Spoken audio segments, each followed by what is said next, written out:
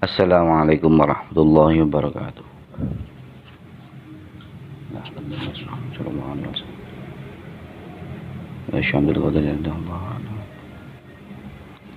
Wa ila sanif hadal kitab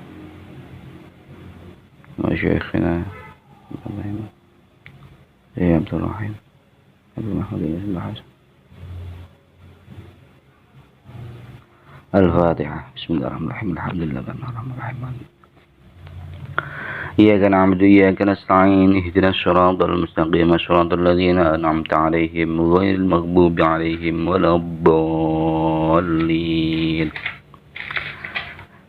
Melanjutkan pelajaran berikutnya. Kita buka al-wudu'u.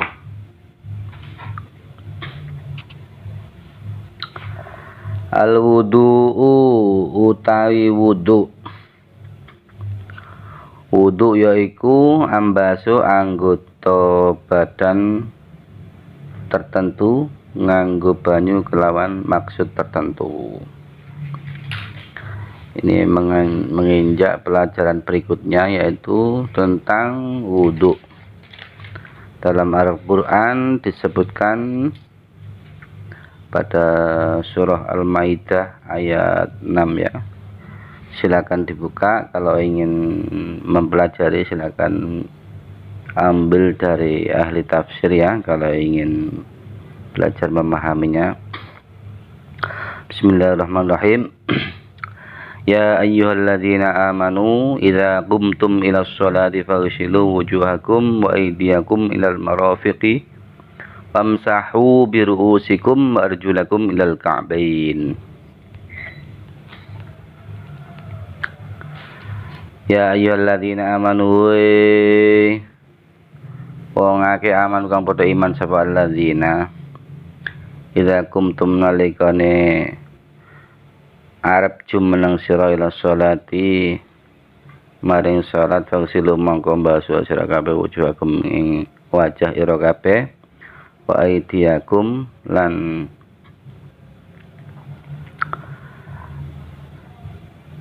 tangan sira kabeh ilal marafiq itu maring sikut wa amsahu lan ngusapa sira kabeh birusuikum kelawan sira-sira kabeh wa arjulakum lan sikil sira kabeh ilal ka'bain itu maring kemiren. Iki ayat pokoknya seperti ini. Kalau ingin lebih dalam silakan mengikuti ahli tafsir ya. Mengikuti ulama tafsir, monggo dipelajari. Kita baca kitabnya. Wudu iku salah sijine syarat sahih salat kang dilakoni sadurunge nindakake salat. Perintah wajib wudu iki nganggo dasar dawuh Allah Ta'ala, ya ayyuhalladzina amanu idza qumtum ilas sholati faghsilu wujuhakum wa aydiyakum ilal marafiqi wamsahu biru'usikum wa arjulakum ilal ka'bain. Iku dasari kenapa ulama menghukumi wajib terhadap wudu karena dasar ayat ini. Ayat inilah yang mendasarinya. Saya terjemahkan dalam bahasa Indonesia. Wudu yaitu salah satu syarat sahnya sholat yang dijalankan sebelum atau yang dilakukan sebelum menjalankan sholat atau mendirikan sholat. Perintah wajibnya wudu itu menggunakan dasar dahwe Gusti Allah atau firman Allah yang berbunyi, ya ayyuhalladzina amanu idza qumtum ilas sholati faghsilu wujuhakum wa aydiyakum ilal marafiqi famsahu biru'usikum arjulakum ilal ka'bain. Ya ayyuhalladzina he wong-wong mukmin Ini sudah diberi keterangan di sini. Hei wong-wong mukmin, nalika sira kabeh arep njenengake salat, mongko padha mbasuh sira kabeh ing rahi ira kabeh lan pira-pira tangan ira kabeh tumeka marang pira-pira sikut, lan ngusapa sira kabeh ing pira-pira sirah ira kabeh lan masuh ira kabeh ing pira-pira sikil ira kabeh tumeka nalikaning kemiren loro. Jadi di sini yang wajib dibasuh adalah wajah, kedua tangan. Batas yang dijelaskan oleh para ulama yaitu dari ujung tangan sampai ke sikut atau siku ya. Siku ini termasuk ya. Siku ini termasuk yang ikut disiram atau yang ikut dibasuh. Bukan dari sikut ke bawah, bukan. Tapi batas yang ikut disiram yaitu siku. Dari siku ke bawah sini. Terus habis muka, terus tangan, ya kan? Habis tangan lalu mengusap kepala, bisa sebagian maupun seluruh kepala. Kalau menurut mazhab Syafi'i hanya sedikit saja sudah sah. Tapi kalau yang dicontohkan Nabi ya diusap, pokoknya kepala yang diusap. Kalau bisa dari ujung kepala sampai ke belakang ini diusap air. Kalau kita mengikuti Imam Syafi'i ya lebih ringan memang, cuman sedikit sadulit sudah sah kalau mengikuti Imam Syafi'i. Tapi kalau yang dicontohkan Nabi, mulai dari ujung kepala ini ke belakang ini diusap sampai ke belakang. Berikutnya setelah itu terus kaki ini batasnya sampai kemiren. Tahu kemiren? Kemiren ini ikut disiram, jadi kemiren ke bawah. Kemiren itu inilah mata kaki ya, ketemu bahasa Indonesianya mata kaki ke bawah. Jadi batas minimal yaitu mata kaki ke bawah, itu minimal. Jadi mata kaki ikut kesiram. Kalau ingin menghilangkan keraguan ya lebih ke atas sedikit nggak apa-apa.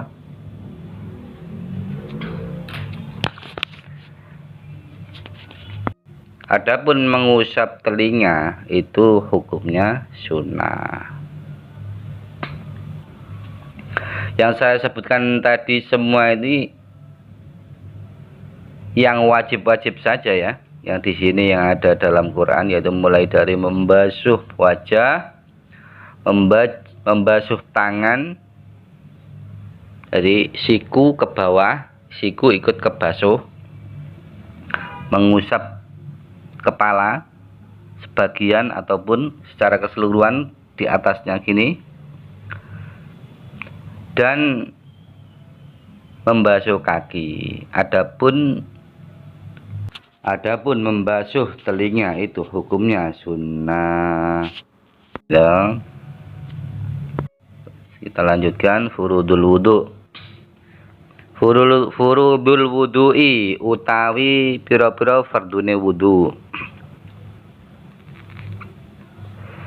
Kalau setelah tahu ilmunya, kalau ada orang menjalankan atau melakukan wudu terus telinganya enggak diusap, jangan dimarahin, karena itu sesuatu yang sunnah bukan yang wajib ya. Jadi boleh, ciri khas sunnah itu yaitu boleh ditinggalkan, ciri khas sunnah. Kalau wajib enggak boleh ditinggalkan, kalau sunnah itu ciri khasnya itu boleh ditinggal.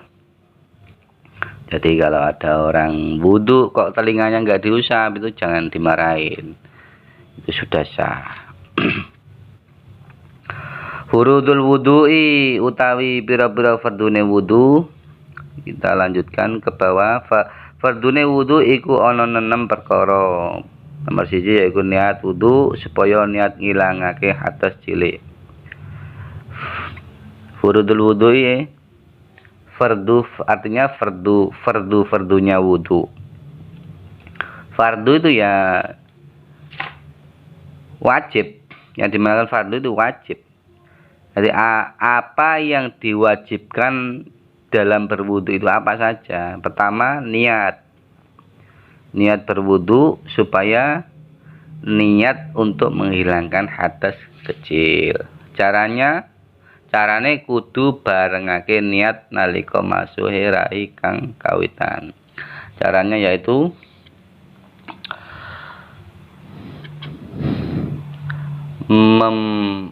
membarengi atau memulai niat itu pada basuhan awal wajah. Jadi pertama membasuh wajah itu sudah harus disertai niat. Dene lafatin niat wudu yaiku nawaitul wudu'a li raf'il hadatsil asghari fardhol lillahi ta'ala.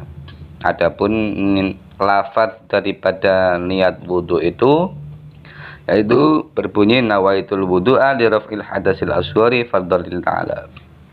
Nawaitu niat sapa ingsun al wudu'a ing wudu li raf'il hadasi krana lirafil hadasil asghari krana ngilangake hadas kang alit fardhon ing fardu lillahi ta'ala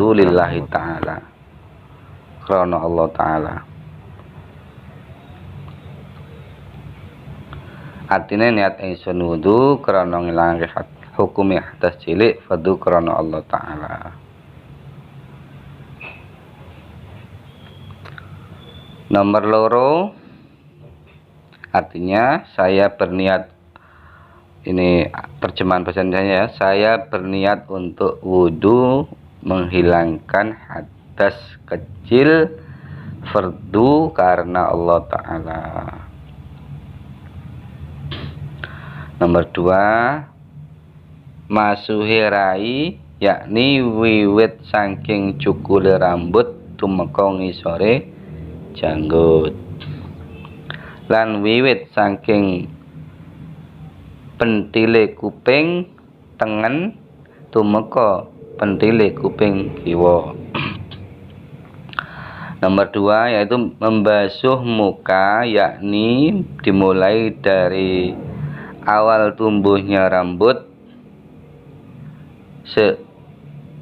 sehingga ke bawah janggut. Dan mulai dari pentilnya telinga kanan sampai pentilnya telinga kiri.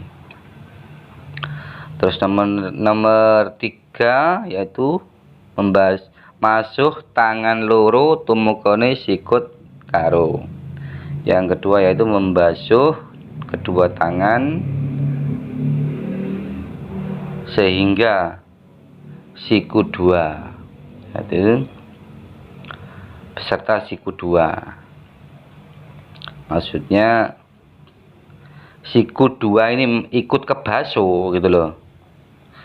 Ya, apapun yang dilakukan selama itu kebaikan, itu tentu yang didahulukan adalah bagian kanan. Jadi kita mau apa saja yang kita lakukan, kalau mengikuti sunnah Nabi, selama kegiatan itu baik, kita disunahkan untuk mendahulukan bagian kanan, terkecuali memasuki WC atau barang-barang jorok lainnya, itu memang ada tata caranya tersendiri, yaitu pengecualian, yaitu dimulai dengan kaki kiri, seperti halnya memasuki WC dan lain sebagainya. Nomor 4, ngusap setengah sirah. Pokoknya bagian sirah gitu aja. Bukan berarti setengah di sini tuh separuh kepala, enggak. Yang dimaksud pokoknya mengusap kepala, mau sedikit mau banyak. Yang penting bagian kepala. Tapi kalau yang dicontohkan Rasulullah, mulai dari atas jidat, pokoknya yang tumbuh rambut ini, mulai yang sampai ke belakang, ke atas terus ke belakang.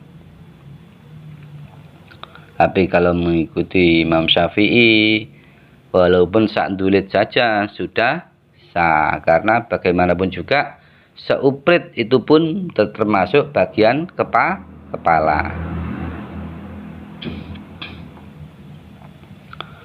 Ya, kalau mau lebih afdolnya ya usap aja seperti yang dilakukan Nabi, ya kan? Kita usap mulai dari atas jidat sampai ke atas sampai ke belakang, ya sudah. Seperti itu kalau mau lebih afdol. Terus yang kelima, masuk sikil loro tumengko kemiran loro. Yang kelima yaitu membasuh kedua kaki beserta kemiran sekaligus mata kakinya, kedua mata kaki. Terus yang keenam yaitu tertib kudu urut saking nomor 1 tumeka maring 5. Yang keenam yaitu tertib itu maksudnya urut dari awal gerakan, dari awal basuhan pertama sampai kelima itu urut. Sudah ya, kalau ada yang belum jelas silakan tanya di kolom komentar, insya Allah akan kami jawab secara berkala. Kita lanjut syurutul wudu. Kita lanjut berikutnya, pelajaran berikutnya syurutul wudu'i utawi pira-pira syarate wudu. Nah, di sini pelajaran berikutnya yaitu syarat-syarat wudu. Wudu bisa dianggap sah yen ana syarat-syarat kaya ngisor iki. Syarat-syarat wudu. Wudu itu dianggap sah jika ada syarat-syarat yang seperti disebutkan di bawah ini. Pertama, Islam. Saliyane wong Islam ora sah wudu'e. Selain orang Islam, wudunya tidak sah. Terus nomor 2, mumayyiz, artinya wong kang wis bisa mbedakake barang kang bagus lan elek.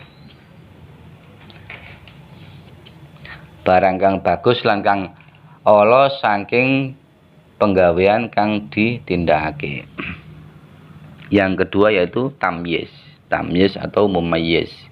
Artinya yaitu orang yang sudah bisa membedakan antara perkara yang baik dan buruk,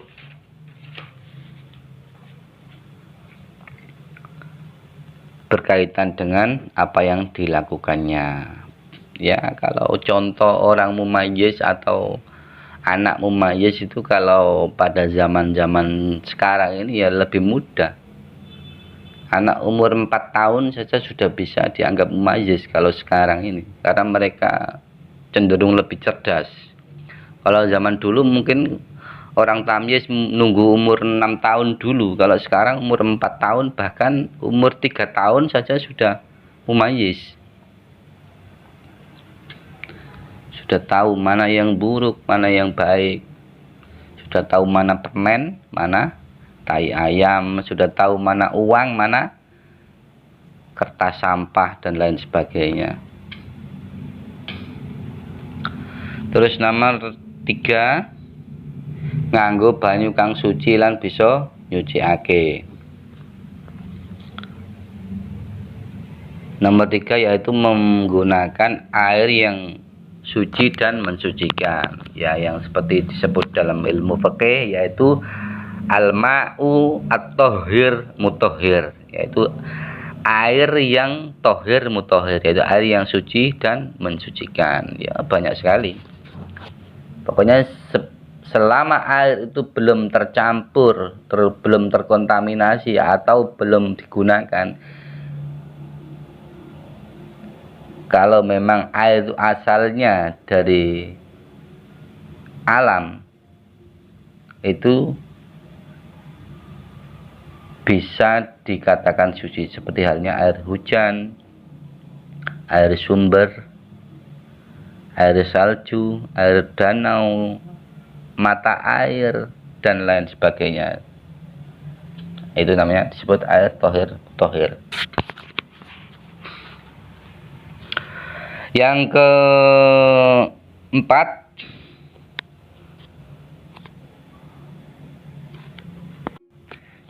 yaitu anggota wudhu. Bahasa Indonesia dulu. Anggotane wudhu ora ketempelan barang kang bisa gawe owahe banyu. Yang nomor 4, anggota wudhu, yaitu anggota badan kita yang terpilih untuk dibasuh itu, yang untuk diwudhui, itu disebut anggota wudhu.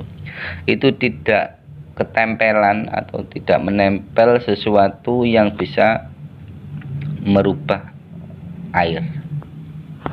Misalnya ya,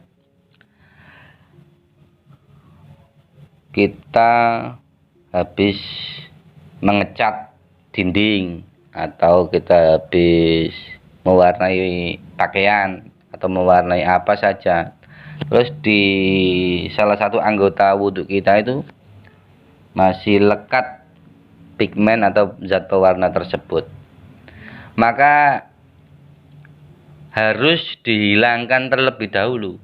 Gak boleh kita biarkan pewarna itu merubah air yang kita gunakan untuk wudhu. Jadi kita siram dulu, kita bersihkan dulu. Yang dimaksud anggota kita tidak tertempeli, anggota wudhu kita tidak tertempeli oleh perkara atau sesuatu yang bisa merubah air. Atau contoh lain lagi,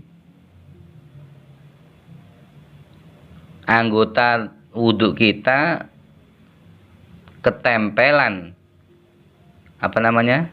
telek lentung. Tahu telek lentung? Telek lentung tai yang warnanya coklat yang krim itu ya, yang creamy itu ya.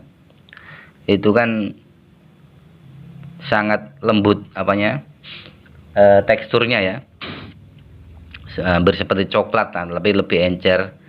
Itu nempel di anggota wudhu kita, dan ketika kita berwudhu, kita celupkan pada kula, itu kira-kira dapat mempengaruhi atau merubah air itu apa enggak? Kalau sekiranya dapat mempengaruhi air pada kula, maka harus kita cuci terlebih dahulu di luar. Kita cuci dulu. Nah, seperti itu maksudnya. Terus yang nomor 6, kudu ngerti endi perkara kang wajib lan kang sunah. Yang nomor 6 yaitu harus tahu mana perkara yang wajib dan perkara yang sunnah. Kita lanjutkan. Sunanul wudhu. Sunanul wudhu utawi piro-piro kesunatane wudhu. Sunai wudhu iku ana 13 perkara. Nomor 1, maca bismillahirrahmanirrahim nalikane miwiti wudhu.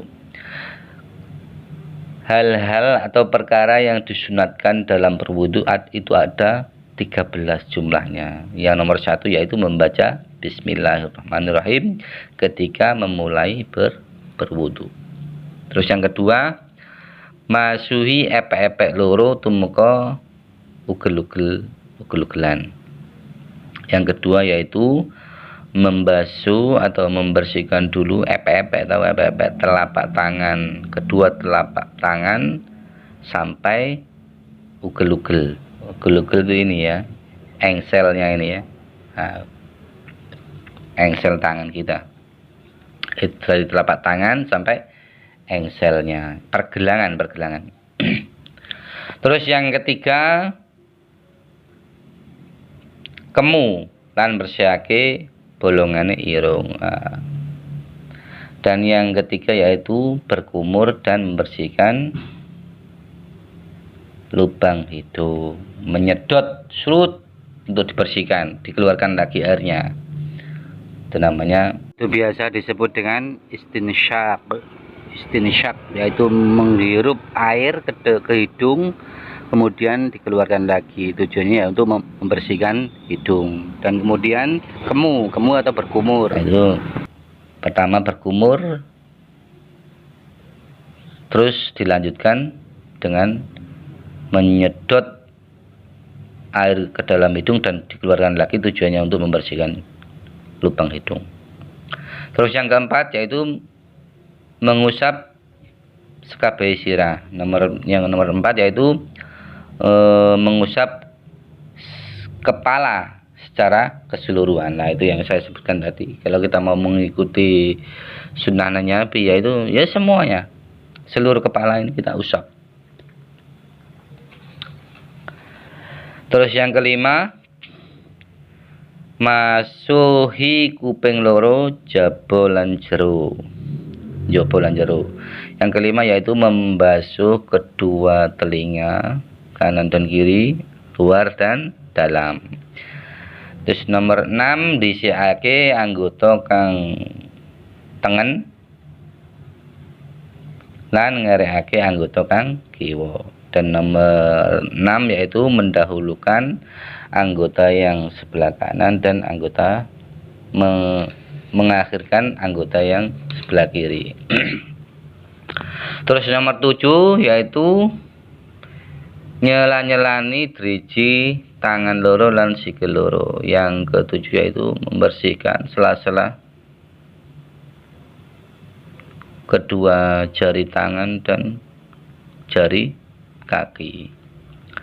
Terus nomor 8 saben masuk utawa ngusap anggota wudu utawa kemu iku telung ambalan. Dan yang ketiga ketika melakukan basuhan ataupun usapan ataupun kumuran ataupun menghisap hidung, itu menghisap air ke dalam hidung, itu jumlahnya itu 3 kali.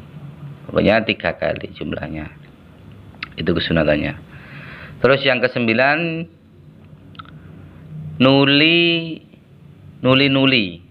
Tegese ora kang suwe-suwe waktune masuhe anggota sijine lan sijine.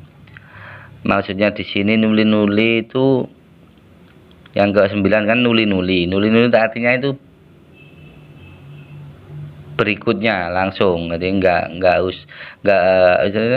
enggak diberi jeda waktu yang lama. Jadi langsung berikutnya begitu ya.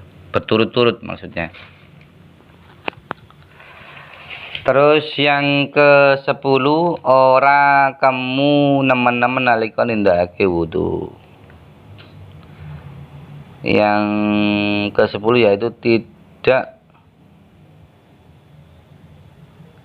ora guneman, maksudnya ora guneman nalika nindakake. Yang ke-10 itu tidak berbicara ketika sedang menjalankan wudu atau sedang melakukan wudu. Jadi nomor 10 itu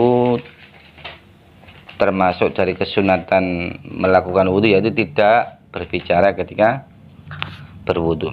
Terus nomor 11 yaitu siwakan. Nah, kita menggunakan siwak. Tahu ya siwak ya, yang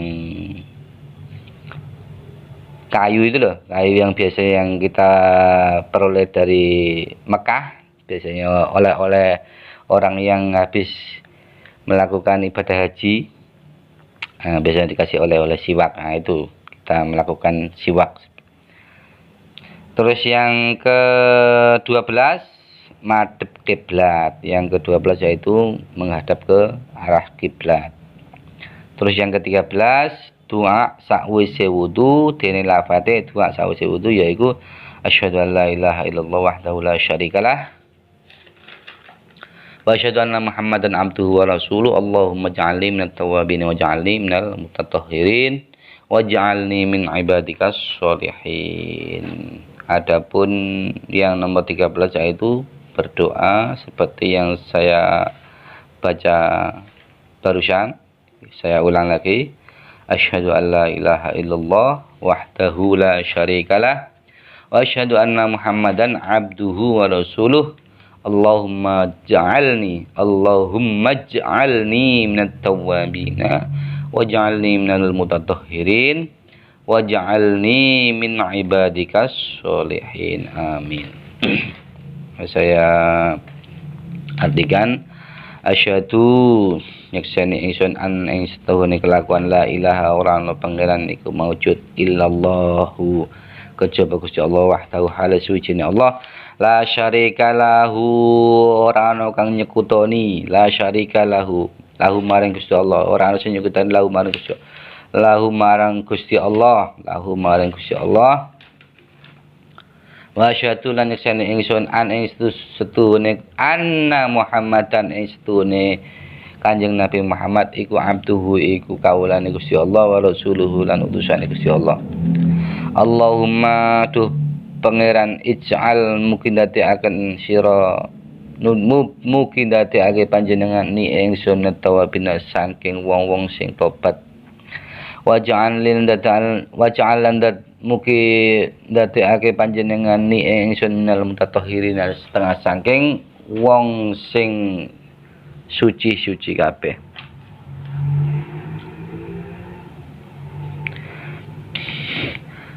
Minal mutatahhirin wong sing sesuci.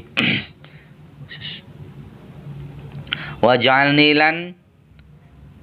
mukidati ake panjenengan ni ingsun min ibadika saking pira-pira kawula panjenengan as-sholihina kang soleh-soleh kabeh. Jadi doa ini sangat bagus, makanya disunatkan